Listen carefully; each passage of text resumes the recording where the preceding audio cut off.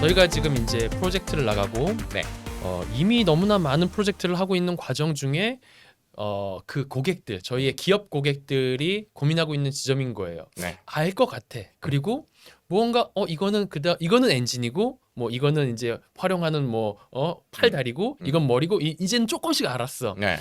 근데 이것들을 어떤 식으로 도입해 나가고 음흠. 어떤 식으로 활용해 나가는 것이 기업한테 지금 당장이 아니라 중장기적으로 먼 미래를 봤었을 때 맞는 접근일 것 같으신지 네. 소장님의 어떤 그 견해를 네. 좀 들어보고 싶어요. 네. 일단은 제가 지금까지 막 신나서 얘기한 건 철저히 B2C 지향적입니다. 그렇죠. 개인 입장에선 너무 재밌어요. 음. 왜냐면 오늘도 새로운 거 나오고 내일도 새로운 거 나오고 저같이 막 예를 들면 예전에 앱 새로 나오면 막 앱 새로 나온 거 깔아보고 신나네. 야, 한 시간 두 시간 써보고 야 재밌네. 근데 다른 앱 나왔으니까 또 다른 거 써봐야지 하는 개인 입장에서 너무 재밌는데 비즈니스 우리가 말하는 기업으로 완전 다른 얘기죠.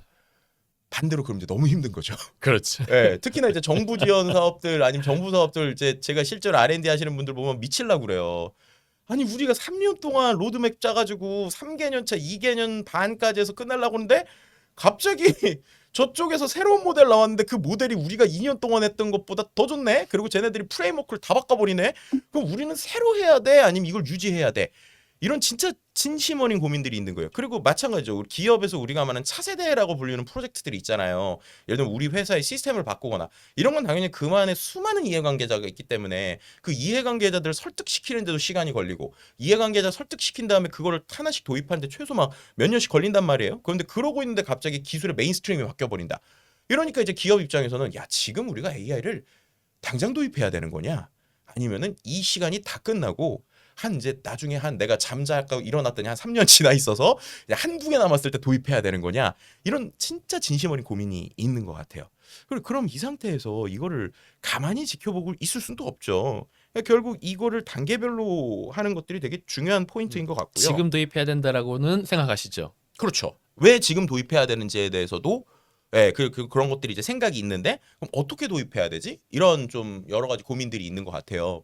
그럼 이제 기업 관점에서 보면 궁극적으로 기업이 원하는 방향이 무엇일까부터 잘 생각을 해야 될 것 같아요. 일단은 저는 명확하게 기업 관점으로 보면 무조건 키워드는 에이전트라고 봅니다. 앞서서도 이제 그 빌 게이츠 얘기를 해주셨지만 실제 마이크로소프트 빌 게이츠가 AI를 보고 거의 자신이 이제 GUI, 그러니까는 그 윈도우가 처음 나왔을 때 그래픽 인터페이스의 관점 이후로 자기가 가장 놀란 변화라고 봤고, 그리고 에이전트에 대한 이야기를 실은 이제 2024년부터 이제 직접 했었어요. 그래서 에이전트의 시대가 5년 안에 올 것 같다라고 이제 직접 이제 본인의 이제 그 마이크로소프트 이메일로도 막 보냈고요. 그래서 이제 제가 2025 책에도 이제 에이전트 르네상스의 시대라는 이야기를 이제 첫 번째 그 키워드로 뽑았던 이유가 그거였고요. 근데 그럼 에이전트의 형태로 기업에서 간다라고 하면은 무엇이 필요할까를 잘 고민을 해봐야 될 것 같아요. 뭐 에이전트가 여러 가지 개념으로 정의되곤 있지만 그냥 이제 기업 관점에서 에이전트는 특정 태스크의 모듈을 자동화해서 사람들이 손을 들 간 상태에서도 움직일 수 있는 프로세스가 필요한데, 예를 들면 어쨌든 우리 뭐 기업 얘기니까 좀 전문적으로 뭐 키워드를 하면 RPA 같은 경우가 궁극적으로 기존에 했었던 방식이었잖아요. 방향성은 그랬죠. 그렇죠. 근데 네. RPA보다 좀 더 디테일하고 정말로 자동화된 여러 가지 기술들을 바라는 것들이 어떻게 보면 지금 에이전트인데, 그러면 에이전트를 위해서 제일 먼저 해야 될 게 뭘까라고 생각하면 저는 오히려 기술보다 이 비즈니스를 하는, 그러니까 그 회사에 일하는 방식의 워크플로우부터 제대로 정리가 돼야 된다고 생각해요. 그렇죠. 근데 그거를 놓치세요. 맞아요. 근데 이게 저는 뭐랑 비슷하다고 생각하냐면, 부장님이 계시니까 오늘 되게 말하기 편하네요. 빅데이터 초기 프로젝트랑 되게 비슷하다고 맞아요. 생각해요. 맞아요. 너무 공감하시죠? 그렇죠. 업무 정의 먼저. 맞아요. 그래서 이제 예전에 계시던 회사들이 어떻게 보면 그런 데이터에 우린 관심이 있는 사람들이었잖아요. 근데 아시겠지만은 이 빅데이터 초기 때도 대부분 회사들이 빅이니까 일단은 데이터를 많이 넣으려면 메인 프레임을 사야 돼. 그래가지고 이제 무조건 하드웨어부터 막 사가지고 넣고, 그 다음에 두 번째로는 야 빅이니까 일단은 회사의 데이터를 일단 다 어디다 넣어. 그럼 이걸로 뭔가 될 거야. 그래서 이제 프로젝트 가보면 쓸 수 있는 데이터가 없죠. 나도 아직 그 빅이 뭔지 모르겠어. 쓸 수 있는 데이터가 없죠. 네. 그래서 이제 뒤지다 보면 그래서 저희한테 원하는 게 뭐예요? 원하는 걸 몰라요. 그래서 그때도 제가 이제 실제 프로젝트 할 때 항상 느꼈던 건 문제 정의가 되지 않은 상황에서 결국에는 처음부터 뭐 도입하고 뭐 하면 그냥 돈 낭비다. 근데 지금 AI도 자칫 그쪽으로 방향성이 가고 있는 회사들도 좀 보여요. 그러니까 그냥 다 될 것 같은 거야. 그냥 야 그냥 뭐 다 된다고 하니까 뭐 이제 개인 입장에서 써보면 챗GPT 쓰면은 다 되던데 그냥 도입해. 안 돼요. 왜 안 되느냐? 변수가 많죠. 첫 번째로는 내가 하는 일은 내가 조금 하고 나서 고치거나 바꾸는 거 개인 입장에선 가능한데 팀 단위에서 생성형 AI를 도입했는데 우리가 원하는 프로세스로 결과가 안 나오면 그럼 이거 누구 잘못이야? 누구 책임이야? 막 이런 것부터 해가지고 오히려 검증하는데 시간이 더 걸리니까 되게 많은 거를 하기보단 하나를 제대로 하는 모듈화를 잘해야 되거든요.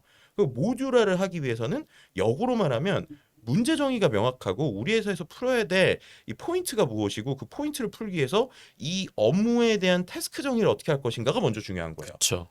근데 그거부터 요즘에는 컨설팅 베이스에서 같이 들어가야 된다고 저는 보거든요. 그렇죠.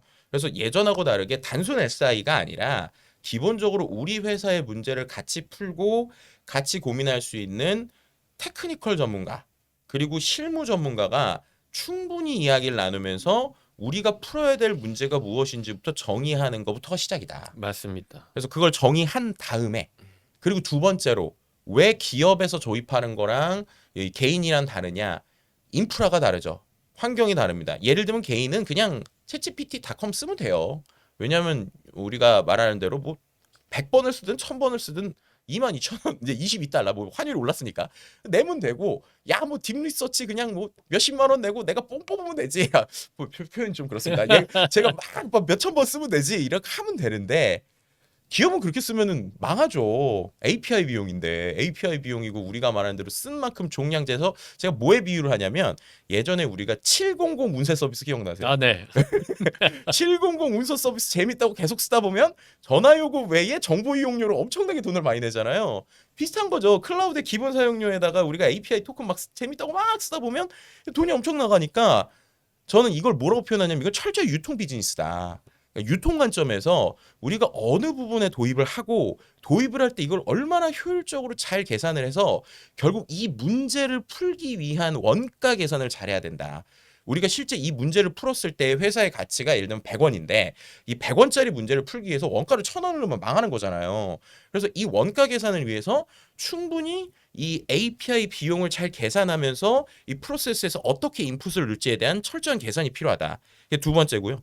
세 번째 차이는 넣는 데이터가 다르죠. 예를 들면은 개인은 그냥 뭐 챗GPT 막 쓰면서 뭐 인터넷 검색도 하고 이 데이터도 넣고 근데 그런 보안 문제 생길 수 있잖아요. 그리고 이제 기업에서는 기업에서 쓰는 포매팅된 문서들이 있는데 그럼 그 자료들을 또 이 이제 AI한테 넣었을 때 이게 얼마나 결과물로 잘 나오는지는 개인이 쓸 때랑 전혀 다른 영역이거든요. 왜냐면 개인은 예를 들면 내가 문서가 마음에 안 들어요. 그럼 문서 막 고쳐서 쓰면 되죠. 그런데 이제 기업에서는 저 위에서 만든 문서를 내 마음대로 고칠 수도 없잖아요. 그리고 내가 지금 만들어야 되는 뭐 자료를 위해서 문서를 내부에서 산에서 취합을 했는데 한 20개 종류를 모았는데 20개가 포맷이 다 달라요. 그럼 이거 어떡하지? 그럼 일을 못 하는 거예요. 그죠? 그래서 오히려 그런 것들을 잘 정리해 줄 수 있는 데이터 해본 사람끼리는 얘기하는 노가다 작업이 필요하죠. 네, 그래서 맞습니다. 노가다 전처리 작업을 또 해줘야 된단 말이에요. 그리고 전처리 작업을 하는데도 되게 디테일이 많이 필요해요. 필수인 것 같아요. 그렇죠. 그리고 네. 이 전처리 작업에서 또 예전하고 다른 게 오히려 뭐 기존의 숫자 데이터 같은 경우에는 룰이 명확하죠. 왜냐하면 우리가 말하는 정형 데이터는 요렇게 하면 요렇게 나오더라. 요렇게 하면 요렇게 나오거든. 명확한 룰이 있는데 비정형이 참 그게 애매하잖아요. 그러니까 우리가 말하는 문장에서 제가 예전에 뭐 긍부정 맨날 얘기할 때 한국어는 특히나 그렇죠. 쩐다가 과연 긍정일까 부정일까 이런 거 되게 어렵잖아요. 그렇죠. 그게 룰마다 다르고. 그렇죠. 근데 요즘에 그 이른바 이제 RAG라고 하는 테크닉들 네. 이제 문서를 파싱하거나 문서에 대한 내용을 정리하는 것들도 진짜 아다르고 어다르거든요. 우리가 예를 들면은 금융과 관련된 데이터를 부를 때도 뭐 예를 들면은 뭐라고 그럴까 뭐 최근 3개년간의 매출 데이터를 뽑아줘라고 얘기할 때랑 최근 3개년이 아니라 3개년간의 최근 매출 데이터를 뽑아줘 이렇게 문맥만 달라져도 뽑는 결과물이 달라질 때들이 있는 거예요. 확률 싸움이니까. 그럼 결국 이거는 내가 수많은 기업의 데이터를 다뤄보고 그 다룬 데이터를 기반으로 AI한테 요렇게 넣어봤더니 얘가 잘 나오네 라고 하는 노하우를 가지고 있는 사람이 그 프로젝트에 들어가거나 아니면 그 노하우를 갖고 있는 회사랑 뭔가를 하지 않으면 안 되는 거죠. 그렇죠. 그래서 결론은 기업은 참 개인하고 다르다. 다르다. 그래서 그 부분에서 참 여러 가지 변수들이 있다. 맞습니다. 그럼 이제 그걸 어떻게 해야 되느냐? 그러니까 처음부터 크게 하지 말고 하나의 문제라도 제대로 프로세스를 겪어볼 수 있는 일종의 뭐 예를 들면은 우리 옛날로 치면은 뭐 우리가 말하는 테스트 아니면 그 안에서 하나의 모듈을 끝까지 할 수 있는 퀵 윈 할 수 있는 프로젝트들을 먼저 해봐야 된다라는 이야기를 좀 많이 드리고 있어요. 그래서 그런 관점에서 처음부터 그냥 다 도입하지 마시고 하나의 문제를 제대로 한 번에 딱 워크플로우를 기반으로 프로세스를 돌아보면 이거 되겠다. 그럼 그 다음부터 이제 하나씩 도입하는 아이, 거죠. 너무 좋다. 제가 지금 네. 정리벽이 도지네요. 우리 소장님 만나니까 결국에는 네. 다시 말해서 기업에 그 AI 경험이 있는 사람들을 많이 만들어내기 위해서 음흠. 작은 프로젝트라도 하나 경험하되 음. 데이터를 정제하고 어떻게 운용할지 활용할지에 대한 것들을 잘 한번 세팅을 해놓은 그런 사람들을 만들어내는 것도 우선이다. 너무 필요하죠. 너무 필요하죠. 그 경험을 기반으로 확장시켜 나가라. 제가 이게 참 이게 소장님이랑 확실히 네. 뭐 선각자와 대단한 분이랑 느껴지는 것 중에 하나는 네. 저희가 지금 이제 한 2, 3년째 관련된 기업 AI 프로젝트를 해요. 네. 처음 초기에는 뭐 LLM 기반의 내지는 GenAI 기반의 어떤 서비스 관련된 프로젝트들이 떠요. POC처럼 한단 말이죠. 네. 그럼 몇 개를 돌려봐요. 기업이 저희 고객들이 돌리다 보면 락옵스 프로젝트가 필요해. 그래서 이 할루시네이션 이슈에 대해서 뭔가 옵스를 하고 싶어해. 맞아요. 그리고 조금 더 지나면 LLM 옵스 프로젝트를 하고 싶어해. 최적화를 안 할 수가 없죠. 네. 그래서 LLM 옵스 프로젝트가 돌다 보면 참 희한한 게 데이터 플랫폼을 만들어야 되겠네? 이렇게 가는 거예요. 그러니까 저는 안타까워요. 그러니까 반대로 가야지. 맞아. 반대로. 맞아. 근데 그때가 빅데이터 대학 똑같다니까요. 똑같아. 정말. 맞아. 네. 그러니까 결국에는 네. 갑이지 인 갑이지 아웃이라는 거를 맞아요. 경험해봐야 깨닫는 거야. 그래서 저는 너무 안타까운 게 지금 그럴 시간이 없어요. 맞아요. 왜냐하면 이미 그 해외에 있는 글로벌 기업들은 그런 말씀드렸던 대로 시행착오를 3년 동안 겪었단 말이에요. 네. 그래서 아 이렇게 하면 안 되는구나. 그런데 이제 그 시행착오를 겪는데 그 시행착오를 겪으면서도 모델도 엄청 빨라지고 투자도 계속 늘어나니까 이거를 그러니까 옛날로 치면 야 이거 접어 새로 해가 아니라 그 시행착오들을 바탕으로 올라와도 더 좋은 거예요. 왜냐하면 그 짧은 시간에 이 언어 모델들이 엄청 좋아지다 보니까 예전에 안 됐던 게 이제 되거든요. 그러면 3년 전에 명확한 그림을 그려서 시도했는데 아직 안 됐네? 왜 안 되지? 왜 안 되지? 하고 결과를 봤는데 지금 돌아보니까 아 우리가 방향은 맞았는데 모델의 성능이 아직 안 나왔었구나 라고 하는 걸 요즘 느끼시는 거예요. 그래서 예를 들면 이번에 클로드 3.7만 보더라도 야 이거를 썼더니 막 여기까지 코딩이 돼? 그러면 우리가 있었던 프로세스대로 돌렸을 때 작년엔 안 됐는데 이게 되네? 제가 그걸 예전에 느꼈던 게 예를 들면은 모 시에서 그 안전 관련 프로세스를 이제 만든 게 있어요. 근데 그 프로세스가 이건 얘기해도 되겠네요. 왜냐하면 이게 되게 성공 사례로 나오는 거니까. 경기도에서 뭘 했냐면 그 교통 관련돼서 우리가 말하는 그 도로교통공단 있잖아요. 도로교통공단하고 그 다음에 수많은 통신사들이 이 교통 정보를 계속 쏴주잖아요. 그럼 이제 경기도에서 그걸 받아가지고 버스에도 뿌리고 모두 뿌리고 해서 교통 센서가 있어요. 근데 어떤 이슈가 있었냐면 교통센터에 수많은 정보들이 오는 것 중에 소방 정보가 오는 게 되게 힘들었어요.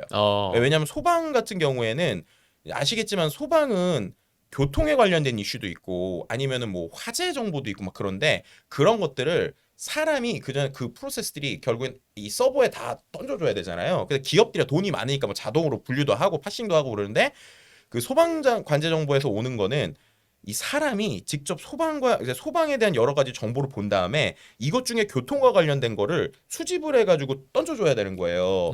그럼 이제 던져줄 때 수기에 대한 문제도 있고 복잡하기도 하고 또 그 어떨 때는 막 여러 가지 던져야 되니까 일단 속도도 느리지만 거기서 진짜 필요한 우리 교통에 줘야 되는 정보를 나눠야 되잖아요. 그럼 결국 그것도 그 관제센터에서 사람을 보고 해야 되니까 자꾸 여기서 락이 걸리는 거예요. 여기서 렉이 걸리는 거예요. 렉이. 그러니까 이거를 어떻게 풀까? 해가지고 처음에 챗GPT 3.5가 나왔을 때 그걸 도입을 해봤다는 거예요.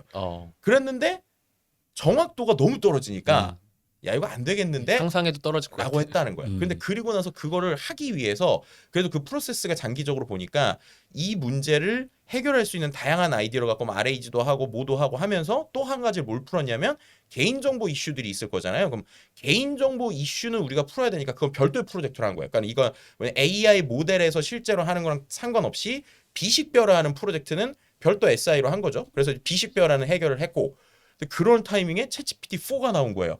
그래서 도입을 해봤더니 갑자기 정확도가 80% 이상으로 좋아지는 거예요. 그래서 로드맵을 그대로 그리고 프로세스를 하고 있다가 모델의 성능이 개선이 되니까 이게 갑자기 정확도가 좋아지는 맞아. 이런 프로젝트들이 실제로 몇 년 동안 많이 있었거든요. LLM 몫을 해야 돼요. 그렇죠. 그래서 이제 여기서 느끼는 게 우리가 명확한 방향과 문제 인식을 갖고 로드맵을 갖고 프로세스를 잘 그리고 말씀하신 LLM 옵스를 하면서 진화되다 보면 그 안에서 모델이 좋아졌어요. 생각지도 못했던 되게 더 좋은 개선도 얻을 수 있고 그 안에서 계속적으로 수정 보완해 나가는 게 이런 프로젝트의 가장 큰 중요성이다. 왜냐하면 제가 이 얘기도 많이 드리는데 AI는 절대 처음부터 100점짜리가 안 나오기 때문이죠. AI는 잘해봤자 80점짜리 나옵니다.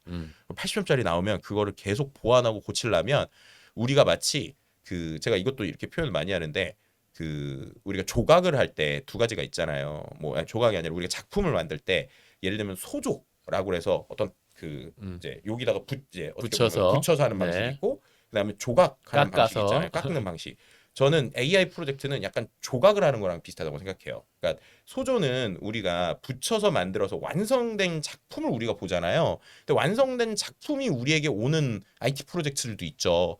그런데 이 AI 프로젝트는 그게 아니라 가져오는 건 쉬워요. 덩어리를 가져오는 거니까. 근데 덩어리를 깎아서 같이 작품을 만들어야 되는데 작품을 만들 때는 각자가 잘 아는 요소들을 함께 참여해서 우리의 작품을 만들어야 된다고 생각하거든요.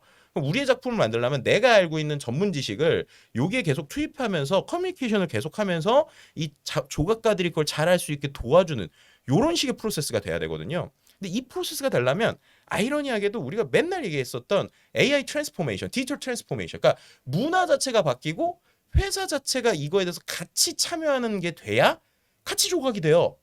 근데 이게 지금까지 안 됐었던 이유가 앞서서 말씀드린 대로 DTDX가 잘 안 됐던 이유는 이게 저는 냉정하게 DX는 탑다운이라고 생각하거든요. 위에서 리더가 이거 무조건 해야 돼 안 하면 절대 안 돼요. 바텀업으로 해서는 의미가 없어요. 근데 지금까지 안 됐는데 앞서 말씀드린 회장님이 챗GPT를 써본 거죠. 그러니까 이거 해야 돼. 누르니까 지금이야말로 정말로 우리가 10여 년 동안 못했었던 디지털 전환을 기업에 제대로 적응할 수 있는 정말 천우의 기회다. 그래서 앞으로 2, 3년 동안 열심히 달려야 된다라고 얘기를 드리고 싶습니다. AX는 성공할 것 같다. AX는 아까 말씀드린 대로 정말로 제대로 문화 구조를 짜서 할 수 있는 기회가 됐다. 왜냐하면 리더십에서 OK를 했기 때문에. 맞아요. 네. 사실은 저는 AX는 안 하면 죽는다. 근데 특히 국내 기업들 같이 빠른 거 좋아하고 그다음에 패스트 팔로워인 기업들이 많을 경우에는 네. 더더욱 AX의 힘을 활용하지 않으면 저는 앞으로 좀 힘들 것 같아요. 맞아요. 아니 AI로 다 된다더니 너네 한 2달에서 이거 나왔어? 아니 AI 2달 넣으면 로봇 돼야 되는 거 아니야? 이렇게 된다는 거죠. 그래서 이 비즈니스 하는 사람들은 기술이 아니라 문제에 집중해야 돼요.